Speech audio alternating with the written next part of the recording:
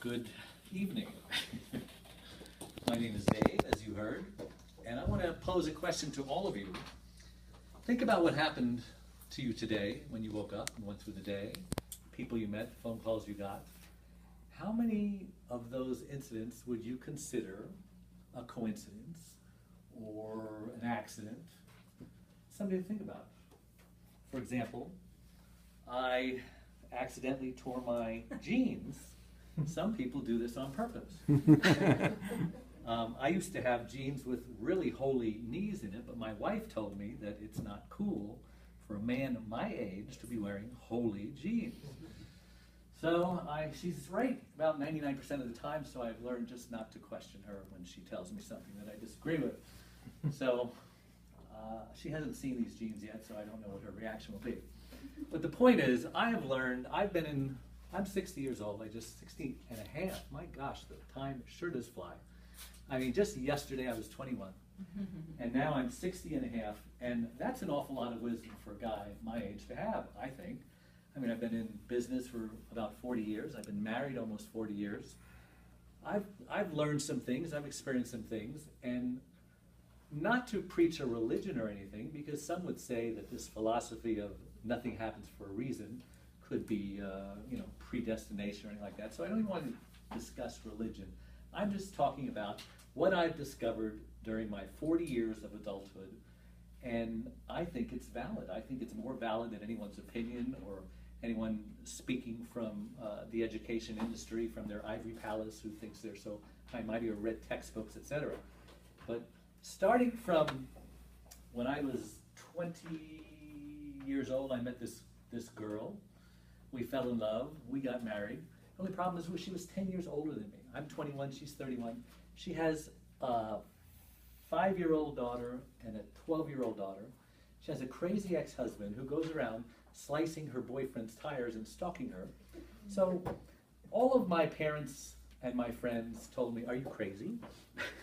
Why are you dating this woman?" But I loved her. And every single one of them said it wasn't going to last. Well, 39 years later, I'm still married to her. So that was my first experience with everything happens for a reason, because she's changed my life. But then 19 years ago, she goes and has a stroke on me. And she's in good health. She didn't do anything to deserve the stroke. She was healthy. And so for the last 19 years, my wife hasn't been able to speak and is paralyzed on her right side. Now that sounds like a tragedy. Yet so many things have happened as a result of her having a stroke that I have to sit back and say, my gosh, would you want anything different? If you had the power to change anything, would you? And for years I would say, yes, I would have taken her to a different hospital that had a proper CAT machine, and all of those scenarios, the what ifs, the woulda, coulda, wouldas, woulda, coulda, shouldas. And after that, during the financial collapse of whatever year it was, 5 years ago, when half my money was in the stock market and half my money was in real estate, and they both melted down, and I lost everything. Because in the past, either one would melt down and the other would be okay, or vice versa, and I would still have something. But I saw my personal life savings, my retirement, just evaporate to the tune of about $1.5 million cash, just gone, just boom. I'm sure it went into somebody else's bank account, somebody richer and smarter than I am. But that would normally put a damper on somebody, and I know in 1929 a lot of people were jumping off of buildings when they had lost their life savings. In fact, it was so dangerous to walk down Wall Street, the odds of getting hit by a person jumping out of a building was greater than the odds of the person dying jumping out of the building, if that's even possible. But it is true. I know this sounds kind of crazy, and you probably won't believe it, but it is true. Today I'm a broke man because I used to have a lot of money, but I still have a business that's producing income. I still have my health. Well, I thought I had my health, which is deteriorating, but I do. I have my health, I have my happiness, I have my wife, I have my kids, I have my grandkids. I have a beautiful home I live in, which was in foreclosure because of all of that, but somehow it got saved through mortgage, what do they call that? Modification? Modification, thank you. It took 18 months, but it happened.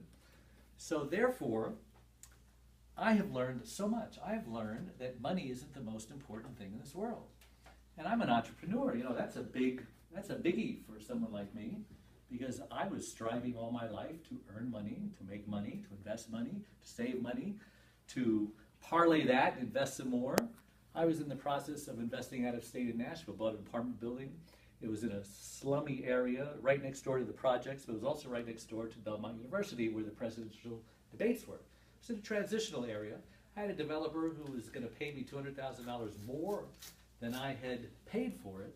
And if I just had 2 more weeks to go before they kept saying on the news that the second shoe was going to drop in the economy, that freaked out his tenants and caused the whole deal to go south, I would have been a very rich man today.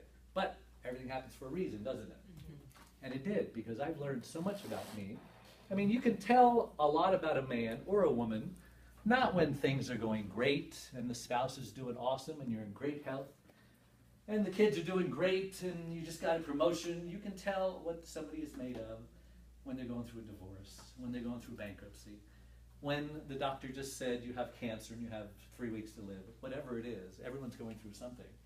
And money and the things that you thought were really important all of a sudden go in proper perspective.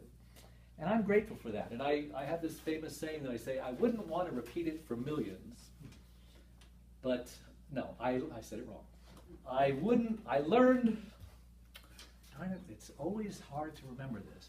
But you get the idea. It's basically, I wouldn't want to repeat it for millions. You'll have to read my book. I wrote it just perfectly in there. And it makes a lot of sense. Thank you very much.